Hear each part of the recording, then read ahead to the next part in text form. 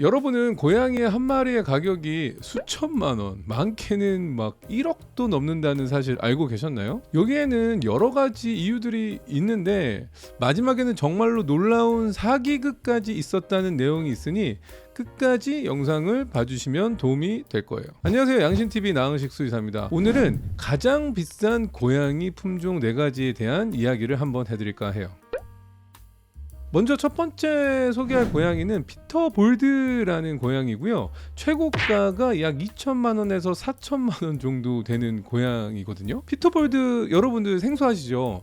좀 보면은 좀 털이 없거나 매우 짧은 털을 가진 러시아 출신의 희귀 고양이 품종이거든요. 좀 날씬한 체형하고 큰기, 사람을 잘 따르는 성격 때문에 개냥이 성격으로 되게 유명하다고 보시면 됩니다. 피터볼드는 1994년 러시아 상트페테르부르크에서 돈스코의 오리엔탈 쇼테어를 교배해서 탄생한 실험적인 품종인데요. 이름도 상트페테르부르크와 피터죠. 털이 없는 볼드를 합쳐서 붙인 것이라고 보시면 돼요. 이 친구의 외형적인 특징은 뭐냐면 몸은 길고 근육질로 마른 중형묘고 암컷은 대략 3kg대, 수컷은 한 4에서 5kg 정도 체중을 가진다고 보시면 돼요. 쇠경 얼굴에 귀가 매우 크고 아몬드형 눈 때문에 오리엔탈 계열 느낌이 강하고요. 박쥐 날개 같은 귀라는 표현도 쓰기도 해요. 피터볼드는 완전한 무모, 그러니까 털이 없는 아이부터 일반 단모에 가까운 털까지 여러 타입이 있는데 네이키드라고 해서 완전 털이 없는 경우, 사마플록, 복숭아, 솜털같이 단모, 브러쉬 거치고 곱슬거리는 털,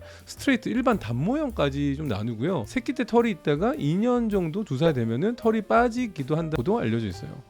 성격이나 행동적인 특성을 보면 대부분 좀 매우 사교적인 편이고 사람을 좋아해서 집사를 졸졸 따라다니는 개냥이 타입이긴 한데 개냥이 타입이다 보니 무릎이나 어깨에 올라가는 걸 매우 즐기는 편이라고도 알려져 있습니다. 호기심하고 활동성이 많아서 집안도 많이 막 돌아다니는 편이고 뛰어다니고 문이나 서랍 앞발로 열고 호기심이 엄청 많기 때문에 영리한 편이라고도 알려져 있어요. 그리고 다른 고양이, 강아지, 특히나 사람 아이하고도 잘 지내는 편이라고도 알려져 있고요. 대략 평균적인 수명은 한 12년에서 15년 정도로 알려져 있고요. 전반적으로는 건강한 편이지만 피부 관리가 중요해요. 이게 되게 스핑크스하고 비슷하게 생겼거든요. 털이 적어서 여드름, 피부염, 자외선에 의한 화상, 온도 변화에 취약할 수도 있고요. 그렇기 때문에 실내 온도 유지, 직사 광선 같은 차단, 정기적인 피부 클렌징이나 보습 관리가 되게 중요한 품종이라고 보시면 돼요. 특히나 입양할 때 고려사항을 좀 생각해 보면 피터볼드 같은 경우는 희귀 품종이기 때문에 분양가 당연히 높죠. 아까 얘기한 것처럼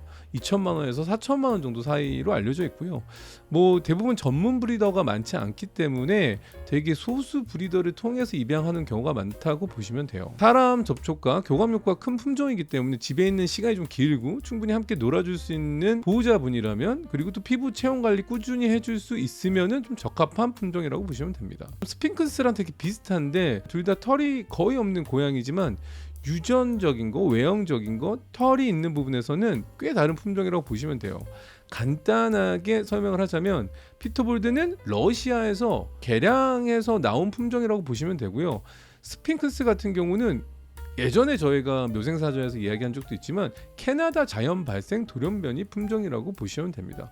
그렇기 때문에 외형적으로는 좀 비슷하고 느낌이 같을 수도 있지만 아예 선천적인 유전적인 성향이라던가 이런 부분들은 완전히 다른 고양이라고 보시면 좋을 것 같아요. 세 번째로 비싼 고양이, 카라캣. 저도 되게 낯선 고양이긴 한데 이 친구의 경우에는 약 최고가 범위가 4천만 원에서 6,500만 원까지 형성이 되어 있다고 합니다. 이 카라캣은 야생 고양이인 카라칼과 집 고양이를 교배해 만든 하이브리드 고양이라고 보시면 돼요. 전 세계 당연히 개체수가 매우 적고 극도로 희귀한 품종이라고 보시면 됩니다. 카라칼이 조금 긴 귀거든요. 이렇게 귀가 긴 귀에 끝에 이제 좀 털이 좀 있다고 보시면 되고요. 체구도 좀 크고 와이드한 외형을 조금 유지하면서 어느 정도 집 고양이 성격을 가지도록 만든 게 특징이죠.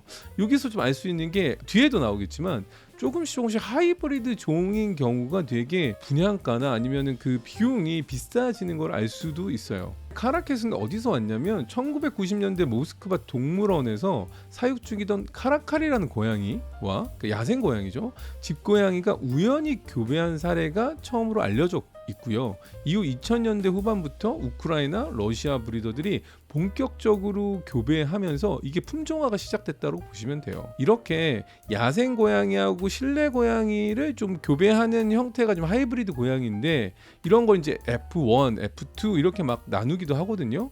그래서 현재도 이 F1 개체는 전 세계 40에서 100마리 수준으로 추정될 정도로 되게 희귀하고 소수 브리더만이 번식에 참여하고 있는 걸로도 알려져 있습니다. 그러니까 외형이나 체구 보면 기본적으로 야생 고양이인 카라칼의 특징을 물려받았기 때문에 카라켓은 크고 삼각형인 귀와 귀 끝에 털이 좀 나 있고요. 긴 다리, 발도 크고 근육질 몸을 가진 중대형묘라고 보시면 돼요. 당연히 털은 야생 고양이처럼 짧은 모질에 황갈색, 갈색 계열이 많고 얼굴에는 카라칼 특유의 검은 무늬, 마스킹이 남아있어서 보기에도 그냥 와, 얘 그냥 야생이다. 야생 고양이 같은 인상이 강하다고 보시면 돼요. 성격은 카라칼과 집고양이의 이제 중간 정도인 거죠. 야생미와 어떻게 보면 실내 고양이의 온순한 성격을 좀 갖고 있는 건데 대체로 지능이 높고 호기심이 많고 사람하고도 유대가 형성이 되면은 일단 충성심과 애교를 보인다라고도 알려져 있습니다. 동시에 강한 독립성도 가지고 있고요. 사냥 본능은 당연히 높겠죠. 활동성도 높고요. 그렇기 때문에 이런 높은 활동성, 높은 사냥 본능, 하이브리드답게 충분하게 공간이나 자극이나 뭐 놀이나 교육 같은 게 없으면 스트레스 엄청 받을 거예요. 스트레스 관리가 필요하고 그렇지 않으면 문제 행동이 발생할 수 있어서 일반적으로 가정용 실내 생활 묘로는 상당히 난이도가 높고 까다롭다고 보시면 됩니다. 되도록 많은 국가에서 수입하거나 소유하는 거에 되게 엄격한 규제를 두고 있다고 알려져 있고요. 사실상 거의 금지하고 있다고 보시면 돼요. 뭐 한국에서도 카라칼 자체가 조금 맹수 분류로 포함되어 있고 맹수하고 직접 교배종 당연히 사육화가 안 되겠죠. 그렇기 때문에 이 카라칼 고양이는 그냥 영상 속에 있는 고양이구나, 유튜브에 있는 고양이구나 라고 보는 게 훨씬 낫다고 보시면 됩니다. 게다가 이 카라켓은 단순하게 가격이 비싸다라기보다는 재현이 거의 불가능하다는 점에서 좀 희소성을 가지고 있어서 이 정도 가격의 입양가가 형성이 되어 있는 게 아닌가 싶어요. 그냥 제가 봤을 때는 유튜브로 소비할 수 있는 수준이 아닐까요? 라는 생각이 들기도 합니다. 두 번째는 사바나 고양이는 좀 들었었어요. 사바나 고양이는 뭐 인스타그램이나 쇼츠나 릴스 이런 데 보면은 막 정말 야생 고양이에서 나오는데 얘네들도 최고가 범위가 약간 6천만 원에서 8천만 원으로 알려져 있어요. 이 사바나캣은 아프리카 야생 고양이 서벌하고 집고양이를 교배한 하이브리드 품종인데요. 치타 같은 날렵한 외형하고 강한 활동성을 가진 얘는 중대형묘가 아닌 대형묘입니다. F1이라고 했죠. F1 세대처럼 서벌 유전자, 그러니까 야생성 유전자가 많을수록 몸집이 크고 야생미가 강하지만 세대가 좀 내려갈수록 일반 고양이에 가까워진다고 보시면 돼요. 이 친구들을 또 교배하면 점점 덩치도 작아지고 일반 고양이에 가까워지겠죠. 이 친구 사바나캣 같은 경우는 1986년 미국에서 서벌 수컷하고 집고양이 암컷 교배로 처음 탄생을 했고요. TICA라고 해서 이제 고양이 협회에서 2001년 품종으로 인정을 받긴 했어요. F1이라는 게 서벌, 야생 고양이 50% 유전자로부터 F5 이후까지 세대별로 쭉 나눠요. 아까 얘기한 것처럼 실내 고양이화 시키는 경우도 있다라는 거죠. 그래서 F1과 F3는 몸집이 10kg 이상으로 크고 번식 수가 좀 적어서 희귀하다고 보시면 돼요. 그러니까 F 값이 1일수록 상당히 야생성이 높다라고 보시면 됩니다. 외형적인 특징은 머리는 또 작아요. 머리는 작고 귀는 큰데 길게 세워져 있어서 좀 눈꼬리부터 코로 이어지는 좀 이렇게 치타 줄무늬가 있거든요. 치타 눈물 줄무늬라고도 하는데 그게 상당히 인상적인 고양이라고 보시면 돼요. 몸길이도 상당히 크고요. 70cm 이상이고 키도 상당히 큰 편이라서 근육질의 좀 긴 체형이라고 보시면 되고 점박이 무늬, 약간 치타 무늬, 스포티드 탭이라고도 하고요. 털은 짧고 촘촘한 편이에요. 뭐 성격 같은 경우는 좀 의외로 그러니까 SNS에 많이 보이는 이유는 외형은 막 치타인데 사람을 매우 잘 따르고 사회성이 높아서 개냥이에요. 그 치타가 개냥이라고 생각하시면 됩니다. 그래서 이런 아이들을 간혹 SNS 보면 산책도 시키고 물놀이도 하고 장난감 가지고 막 동정지게 하는 거 있잖아요. 이런 것들도 엄청 시키니까 치타를 키우는 건가? 처음 보신 분들은 치타인가 아닌가라고 착각할 수도 있는 거죠. 당연히 지능이 뛰어나기 때문에 훈련도 잘 통하긴 한데 아까 얘기한 것처럼 F1, 서벌, 약간 야생성이 높은 교배가 된 품종의 경우에는 활동량이 너무 많아도 너무 많기 때문에 넓은 공간, 내가 대저택에 산다 이러면은 모를까 그렇지 않으면 스트레스도 많이 받고 충분한 자극이 필수적인 고양이라고 보시면 됩니다. 수명은 대형묘니까 뭐 10년 이상 살 수 있고 건강한 편인데 F1에서 F3 같은 경우는 일부 국가에서 야생동물 당연히 규제 대상이죠. 그렇기 때문에 소유 제한이 있을 수도 있고요.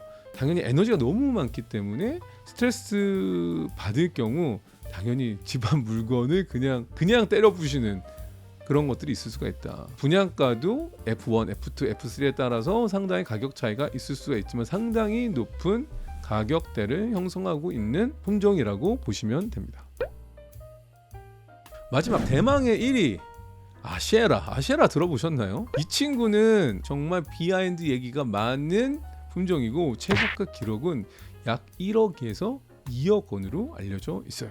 근데 도대체 고양이가 어떻길래 1억에서 2억까지 하냐? 아쉐라는 2000년대 중반에 미국 라이프스타일 패츠라는 사가 서벌, 아시안 레퍼드 캣, 집고양이를 교배해서 만든 약간 프리미엄 고급 하이브리드로 마케팅을 엄청 했어요. 보통 고양이들이 가지고 있는 단점이 있죠. 고양이가 내가 키우고 싶지만 못 키우는 사람들, 고양이 알러지 이런 것들 너무 싫잖아요. 그래서 이 고양이는 알러지를 일으키지 않아. 자극이 없어. 저자극성이야. 그 저자극성이라는 게 어디 있어요.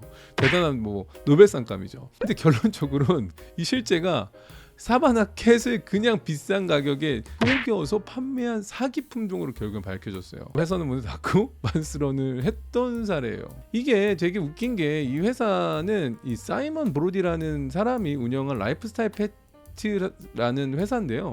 이 유전자 조작을 해서 이 친구가 이 아쉐라가 자극도 없고 알러지 안 일으키고 수명도 25까지 살고 친근한 성격을 강조하면서 또 100마리 한정 생산을 주장했고 그래서 이 리미티드 에디션으로 1억 이상으로 예약 판매를 시작을 했던 거예요. 이 사람은 사바나 브리드부터 새끼를 사들여서 아쉐라라고 이름을 바꿔서 또 해외 계좌로 돈을 챙긴 거죠. 이렇게 판매를 하다가 2008년 사바나캣 협회가 DNA 검사로 아쉐라가 사바나 F1과 동일하다고 증명을 했고요. ABC 뉴스가 또 잠입 취재를 해서 이 브로디라는 대표가 다른 브리더에게 샀다라는 거를 자백하게 만들었어요. 그래서 아쉐라는 이게 정말 생물학적으로 진짜 존재했던 고양이보다는 가장 비싸게 팔린 마케팅 사례에 가깝다라고 보시면 좋을 것 같아요. 세상에는 1억이 넘는 고양이도 있었고요. 현재 인정받는 고가의 고양이도 있지만 결국에는 여러분들이 사랑으로 입양하고 키운 여러분 곁에 있는 고양이가 정말 가격을 매길 수 없을 정도로 소중하다는 사실을 잊지 마시고 오늘 영상 마무리하도록 하겠습니다. 오늘 영상이 도움이 되셨다면 구독과 좋아요, 알람, 댓글까지 부탁드리면서 안녕.